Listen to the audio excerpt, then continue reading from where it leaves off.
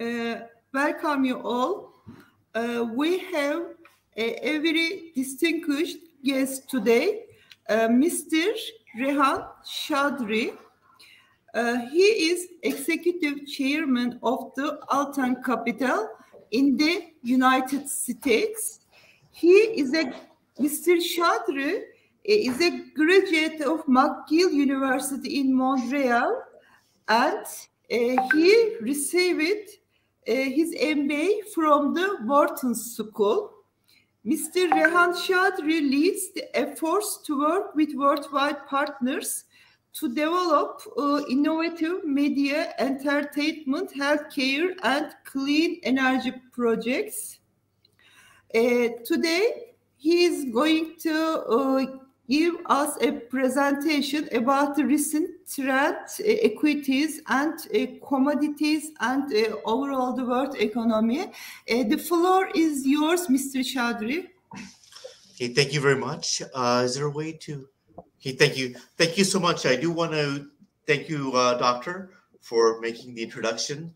Also, the trustees and the students of OSTİM who've been very patient and listened to my speeches over all these years.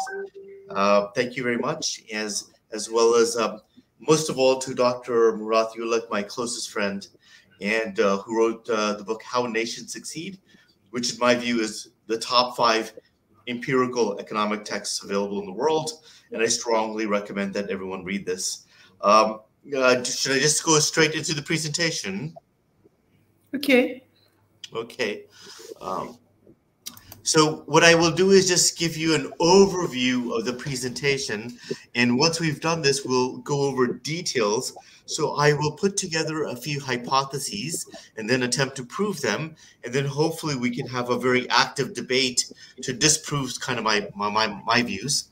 So my view is that from what we call the Great Moderation Cycle, this is when interest rates peaked in 1984, and after they peaked, what happened was the fall in inflation, the rise in interest rates, the lack of recessions on a global basis. I know Turkey was a bit of an exception, resulted in an increase in all asset prices all over the world, whether it was real estate, whether it was bonds, or whether it was equities. I think that whole era is now over. We're in a very different era where interest rates now are being pushed high because of the persistence of inflation due to a combination of government policy as well as true supply constraints within critical areas. In terms of the amount of money the government has printed is unprecedented in the past human history, actually. When the 2000 bubble happened with technology, the government was afraid a bank would fail because the 99 to 2000 switchover wasn't fully implemented. A lot of liquidity was put into the stock market by the money markets by the Federal Reserve, which eventually goes into all markets, including housing and fixed income. When the 9/11 attack happened, again, more liquidity. And then that lasted and created the housing bubble in the U.S., in the financial services bubble, where Lehman Brothers got to 30 times leverage, which is almost reckless for a bank. And when that collapsed, again, we had another huge buildup of liquidity and very low interest rates, resulting in a stimulation now again of another housing bubble and speculation in assets that created areas like Bitcoin or new technological assets, or using the public markets as venture capital. Now, what also happened then was COVID. Also happened, unfortunately. And then again, there was a lot of liquidity. And now what's happening is this whole wall of 5-6 years of massive liquidity in the past 2 decades is now meeting the past 15 years of limited investment in commodities. And this is the basis of inflation. So although there is much talk about inflation being perhaps transient, we believe that it will be persistent over time. So from our perspective, growth stocks remain overvalued. And even if we assume that interest rates or inflation is slightly higher in the past, and nominal interest rates are at 2%, resulting in 5% discount rates, which is not too bad by American history. this will result in significant derating of growth high multiple stocks. Now, on the flip side, we do have many commodity names that are inputs into electrification, into EV battery, into renewable energy. These, we believe, are in a secular upside because there's not enough supply. Now, the other thing I do want to point out is that we are in a world where the rich are at an extreme. We are now at an extreme that are way beyond the 1920s, when we had the rise of neo-fascism. People like Hitler began to take over and become quite violent, and we're seeing echoes of that. So we can also go into the geopolitics of the world and how it affects how you can make money. Okay, so let's come into the presentation, so I don't waste too much time, so we can have a robust Q&A. Doctor, can you hear me properly? Yes, of course, we can hear. Yes. Okay, thank you. So if we do look at the mega cap leadership, this is one of the highest in the past century. This just shows how one sector has now become dominant in the U.S. stock market. We do look at the Nifty 50. When it peaked, international markets did well for 15 years. So when these speculative bubbles in the U.S. peak, then we do tend to have a long persistence of emerging markets and non-U.S. equity markets. You look at the same thing happen here, and then you have a massive rally in the U.S. stock markets. Now, part of this is justified, and the reason why it's justified is because 80% of all artificial intelligence patents are made by 5 companies in the world, 4 of which are in the United States. And by 2050, 30% of all human occupation will be displaced by AI. By 2100, 90%. So these companies will just continue to plow away unless they are broken up because of anti-monopolization, and clearly they have monopolies. Amazon has destroyed retail around the world. Google is the go-to database for searches all over the world. So the market power is huge, and it'll persist until there are anti-monopoly type of movements, which we are beginning to see in Europe and also into the United States. What shows here, this bottom right line shows the average stock versus the benchmark. So in the last bubble, the average stock suffered a lot, but when the bubble burst, you saw the average stocks, which are the more mid-cap stocks, began to massively outperform. Here is how bad they've been, and we're beginning to see the persistence that now the ETF investors are underperforming active investors. So the whole movement towards ETF will now reverse as well. The next chart shows this is the US stock market, this is emerging markets, and this is the Europe, Asia, developed markets ex the US.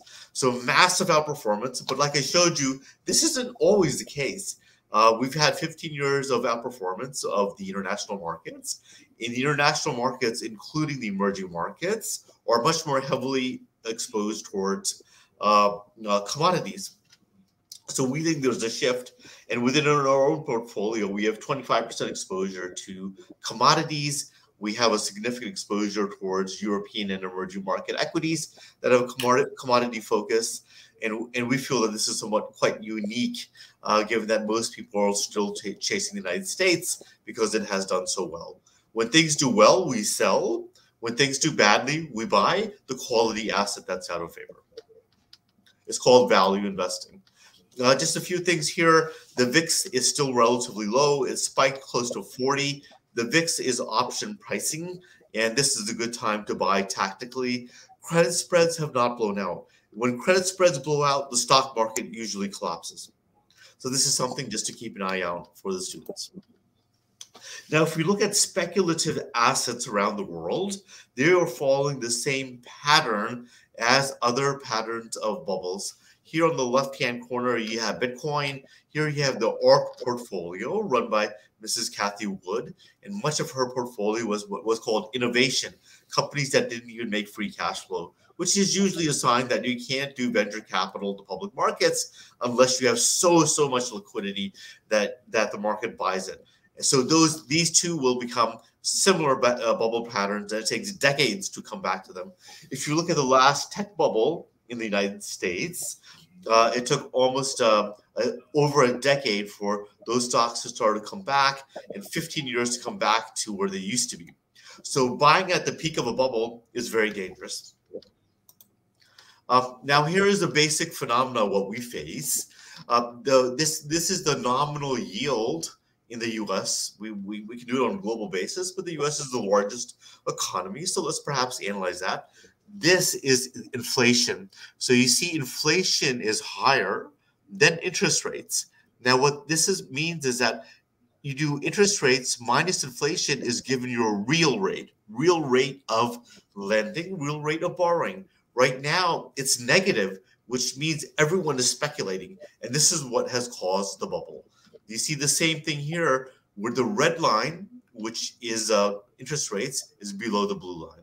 And this is almost unprecedented in financial history. And this is why we have so many bubbles around the world that can collapse. So the pro forma view of the markets is you can't just buy anything. You can't just buy tech stocks or NFTs, things that are either overvalued or based on speculation. What you have to do is buy real incomes that produce real cash flow. This is 150 years of data, and you can see the negative real interest rates are very rare. Over 150 years, it happened 7 times. So it's happening now, but now you also have a very indebted government, especially the United States and the Western world. If we X out some of the major markets, the emerging markets now have half the debt of the Western world. So although the emerging markets have underperformed, they are fiscally now in a significant better position than they were 25 years ago when they first collapsed in the 97-98 crisis in the last 30 years. Now, this is the supply of money. What happened after the GFC, when interest rates, when the U.S. banking system was in bankruptcy, we printed significant amount of money, but that money went into banks. So banks' tier 1 capital ratios went from 2-3 to negative, at the bottom of the cycle because their assets were below the cost of their book value. All this liquidity went into supporting the banking system. So this is why in which the banking system and assets, so people are suffering, the middle class, and the rich are making more money and the banks are making more money, which tends to be a way of self-interest for businesses. So we believe the Fed put to bail out the stock market is now very limited because their money is stuck either in commercial banks or they have a huge balance sheet of overall debt to GDP of over 250%. That means for every, let's say, $100,000 worth of U.S. assets, you have 250,000 or million, 250,000 amount of debt on 100,000 of assets, which means you have negative equity. So the Fed put is not there that everyone relies upon. Now, many countries are already facing stagflation. If you do look at the countries over here, you can see that Turkey's inflation is way on the hyper end, but it is emerging now out of stagflation as the lira has collapsed and the export sector is beginning to kick in. So this is what happens is that the stagflation period kills the economy, is brutal on the population, but then once you come out on the other side, the country comes out much stronger because of the cheap currency and the exports coming out of it. And Turkey is a powerhouse for exports, whether it's automobiles, white goods, textiles. Turkey has the capability of coming out of the crisis. The only problem that Turkey has is the current account deficit is based on energy, and energy prices will continue to rise. And I would strongly advise the Turkish government to take advantage of the immense amount of natural resources that Turkey has, including solar, wind, hydro. Turkey is blessed to not have to import oil. They can do all the capex internally within its country. Now, if we look at the inflation debate, the problem is not only wages are rising at a significant pace, the highest in 30 years, rents are rising, imported goods are rising. So inflation is not a single matter phenomenon, it is a broad phenomenon. And when you start to have inflation expectations, inflation persists. And this is the key. And the Fed will have to kill inflation quickly because they will care more about not having a 1970s decade-long stagflation over having just one recession. So a recession will likely happen this year in order to stop inflation. Europe, very similar situation. So basically, these are our scenarios. We have significant stagflation risk. The majority of countries in the world are now facing stagflation. Many of the larger economies are not, because they have the ability to keep printing money. But now, when their ability to print money is no longer as able because they've indebted themselves and printed too much money, so we are susceptible that stagflation will even affect the most developed countries in the world. Now, one of the issues is that because of the low oil price for about a decade and a half, the capex fell quite significantly. Oil is what we call a depleting asset. It falls by 5% every year, the oil fields. In the US, the shale oil gas falls by over 20%. So you have to keep maintaining capex. When you look at capex is declined, A, because of social governance, but B, also because of ESG factors. If we go towards net zero, most pension funds are not allowing investments into polluting industries like oil.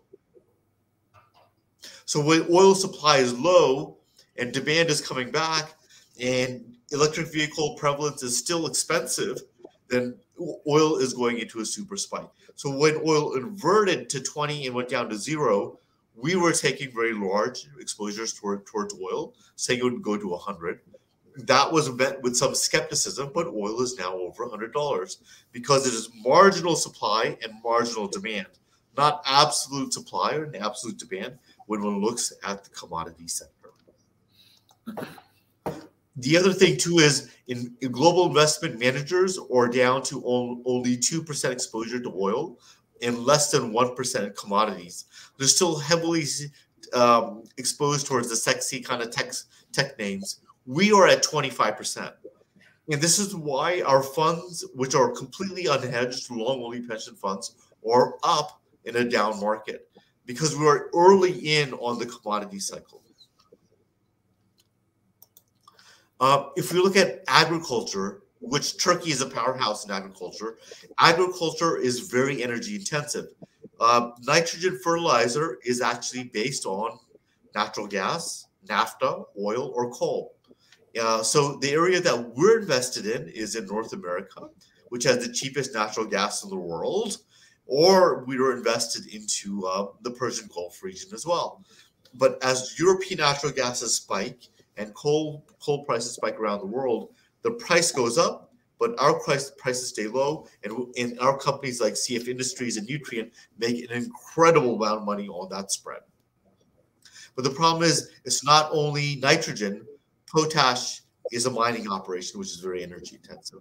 Phosphate conversion is energy intensive.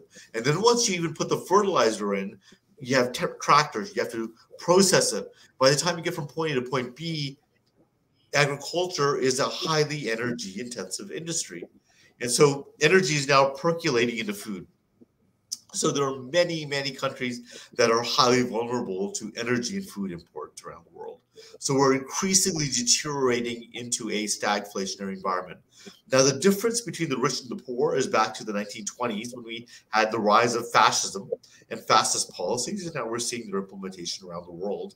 If you combine that with inflation, and you combine that with the middle class being wiped out because they can barely even afford rent and food and wages have not yet caught up, the world will have far more geopolitical volatility that we're now seeing. This is just more on agriculture. You can see agricultural prices are going through the roof.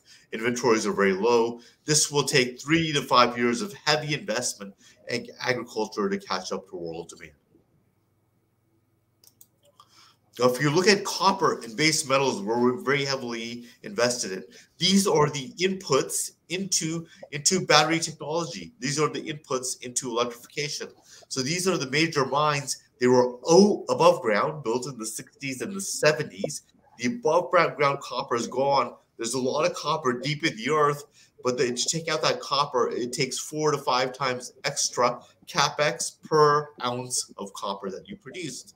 So what we've done is we bought the open pit mines that still have exposure through BHP and Anglo, through Southern Copper. So as other people have to raise their costs, we again, like the example for agriculture, we make out that huge spread. So we think our basket of names in energy and commodities is the best in the world because we buy low cost, great free cash flow, low debt, and companies that have projects that are viable going forward. Now, if we look at these large cap mining names, Anglo American, BHP, and Rio Tinto, you can see their price to book ratios are between 1.8 to 3 times. At the peak of the bubble, some of them went over 8 to 10 times. And this bubble that we're going into, because the supply constraint on a global basis is not just based on Chinese demand, these companies will re-rate upwards. Now, the problem is that these companies have already moved very rapidly, so we pare back our positions, and when there's a recession risk, they are susceptible to recession. But when they do occur, we will be buying them in size again. So let me just come back to our list. Oops, Robert, do you know where our S-curve list was?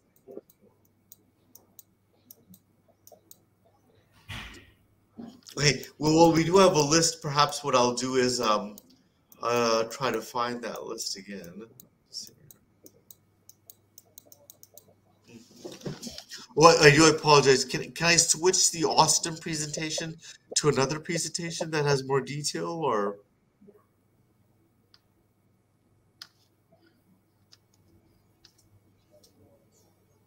Let me try to share slides. So.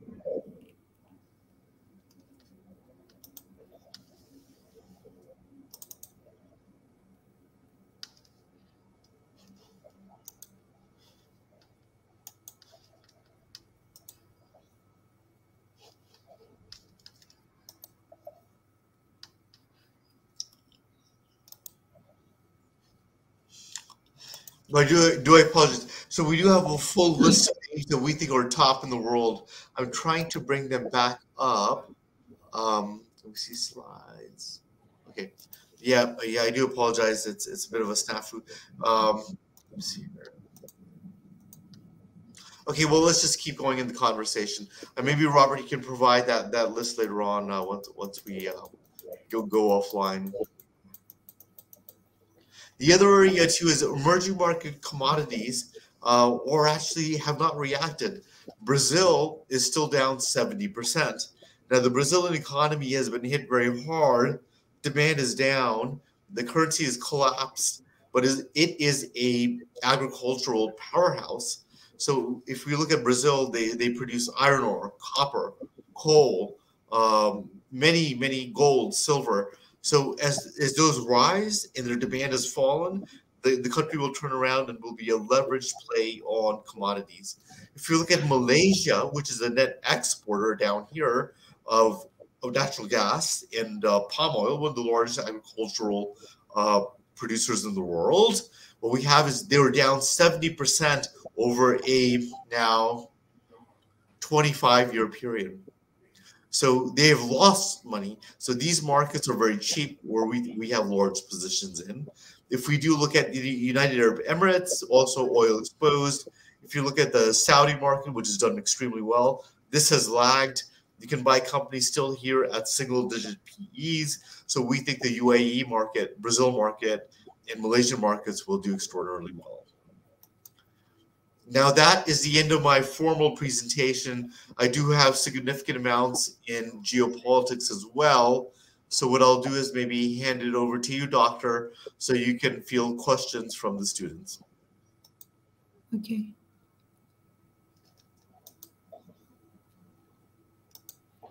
So this is your end of presentation? my formal presentation, I have about another 60 pages, or just a total of 60 pages, so I do have another 30, but I'd rather open it up for students to perhaps Okay. ask Okay. questions. Thank you very much for your very informative and insightful presentation. We also thank you for sharing your ideas with us. Is there any questions? You can write.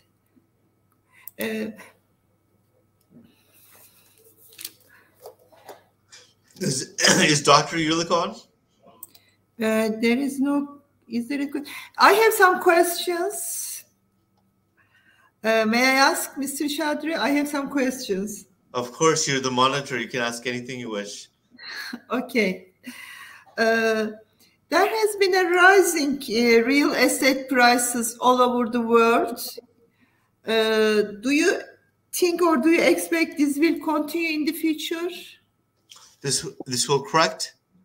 Real estate prices has been increasing all over the world. So do you think this will continue, this increase in prices continue in the future? Well, if you do, well, real asset prices is quite a diverse asset category. So I would say, let's say real estate. Real estate boomed because it is interest sensitive, and if interests are down in the negative level, and then they go positive, then the cost of capital rises, and real estate falls. So real estate is vulnerable, but when it's vulnerable, there are incredible opportunities. What we're doing in the United States through capital guidance at Madison Marquette, I'm on the advisory board of those two companies. We're buying commercial real estate, splitting the building down into half. Half is residential, luxury residential. Half is luxury grade A building. What we can do is you can go from your home through a back door into your office. So this way you don't even have to commute. In the gig economy, there's less people working for large companies. So this is an area where there's huge demand.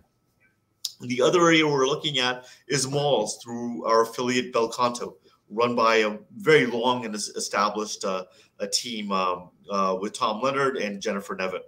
So here what we're doing is we're acquiring malls and then repositioning them into mixed use residential, retail, and office. So even as interest rates rise, or there's a displacement specifically of certain parts of the real estate market, that creates opportunity. So we always want, when things go wrong, to just find the best quality assets and the best rate of return. In terms of energy, ag, base metals, it'll take 3 to 7 years to bring on supply, and those are in what I would call a secular upside trend. Okay, I have another questions because there is no questions from the students. What do you know? You also mentioned the inflation is increasing in the United States and in the Europe. So, do you? What do you think it will persist, or they can control the inflation rate in the future? There's two ways to control inflation. Inflation, according to our, Dr. Friedman, inflation is always a monetary phenomenon. Now the problem is this time around, it's a monetary and it is a physical phenomenon. So the monetary phenomena is all the money printing that we discussed over the past 20 years. Now, as we reverse that, then there's less money in the economy, and it creates a recession, a demand destruction. There's only two ways to get rid of inflation. A is to increase supply, or B is to destroy the demand. So recession destroys the demand. So I think the Fed would prefer a recession, so we don't go into the 1970s scenario where you have just a significant race to the bottom and you waste a decade of the world's economy. So to the supply side, basically we can't control, because energy, agriculture, food, the transition to net zero requires at a minimum 5 to 7 years to bring those mines on stream. So the only option the Fed has is to have a recession. Okay. Okay. Is there any questions? There is no questions. I think there is no questions. So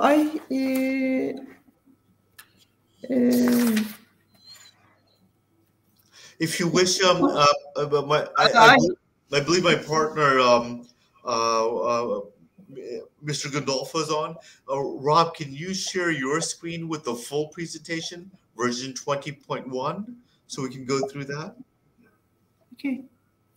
Or let me try to share that as well. Okay.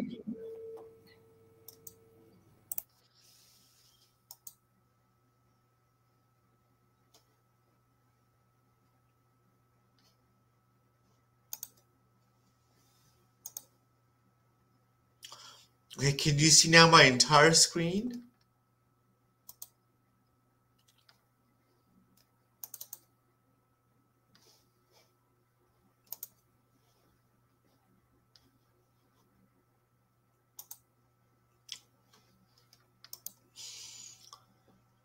Can you see my screen now?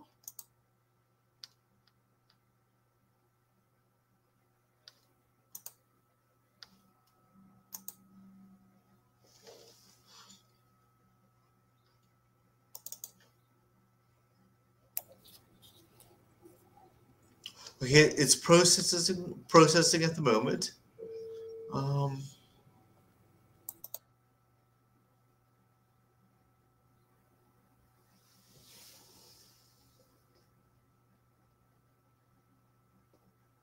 Yeah, I do apologize. Unless Robert can help me, I just wanted to go into the geopolitics in the world and its effects on economics, if you so desire, for the students.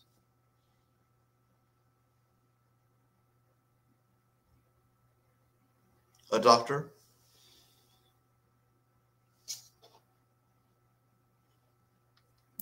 Presentation. Is there any questions? How can you explain the real interest rates, negative real interest rate with the Fisher equation? If Dr. Mulik is on, maybe he's a better economist than I can. But in terms of negative real interest rates, the Fisher equation will probably result in massive employment. That's why employment is so tight, and that's why wages are rising. And when wages are rising, that just persists with inflation. So we talked about all the supply side issues, but the key then becomes wages and growth, because we've covered food, energy, and now services are driven by wage inflation. So negative real interest rates hypercharge wage inflation. And there is a question from Akan. Is investing in real estate better or investing in a new business would be better according to current economic situation all over the world? Neither. You're going to lose money in both. Sorry? Neither. You will lose money in both. Really? So keep money just... No. Don't keep it by yourself, because inflation will erode the money. The best area of economics is interest rates. You compound it over time. What happens is with inflation is you add a negative symbol, and it erodes away your buying power over time. So what you need to do is identify not what happened in the past. The money's been made, and it was based on cheap money. So whether it's these new ventures, they're based on free money coming in, whether it was real estate, which is interest sensitive, and if you have negative real interest rates, real estate prices will go through the roof. That area of negative real interest rates is now over. Because if we leave that in there, inflation will then go, instead of 7-8%, you're going to have inflation numbers in the mid-teens, which will destroy the middle class, and no central bank can afford that. So neither would be my question. If you want someplace to hedge inflation and make significant amounts of money for the next decade, buy commodities and hard assets. Commodities? Yes. Okay. So buy commodities. Okay, thank you very much. So what do you think about the cryptocurrencies? in the world it's commonly using. Does it affect the monetary control, or does it affect the inflation in the world, cryptocurrencies? Yeah, I think it's a very good tool for money launderers and drug dealers to move money around because they don't want to be tracked down. So that's why country after country is banning it. It's just an alternative form to move money where you do not want to be tracked, either for tax evasion or illegal activity.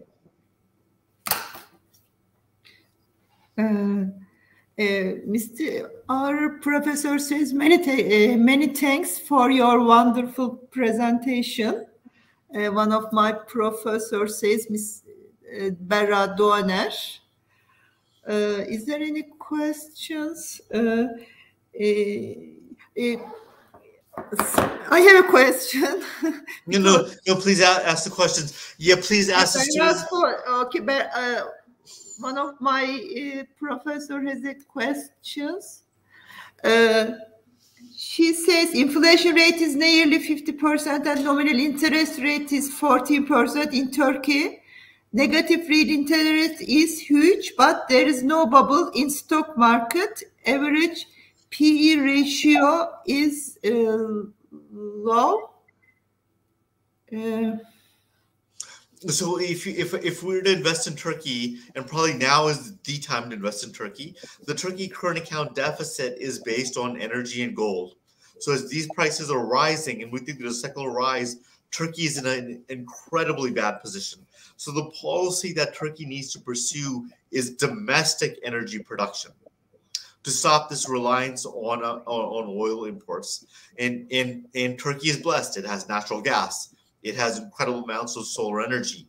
It has huge wind tunnels. It has hydro. So if Turkey is to build that out, its dependence on oil will erode, and Turkey will boom. It has an incredibly young, productive population. It's one of the world's largest exporters of automobiles, of white goods, of textiles. So it is a world-class manufacturer. So with the collapse in the currency, we'll start to ameliorate that somewhat, but the dependence on energy is structural and has to erode. Now, eventually oil demand will fall because electric vehicles will displace oil. But until then, why do you want Turkey to suffer? So these are policies the government has to implement now. Establishing renewable energy when it comes to solar or wind is a lot more rapid than building, let's say, either a thermal plant or a hydro plant. But it's a blessed and rich nation, and I'm sure, you've got a leader who's focused on this. But we just have to accelerate the investment in renewable energy in order to ensure that Turkey is not subject to external shock factors. Number one. Number two, now is the time to buy Turkey exporters because the lira is cheap. So buy the exporters and they will make incredible amounts of money.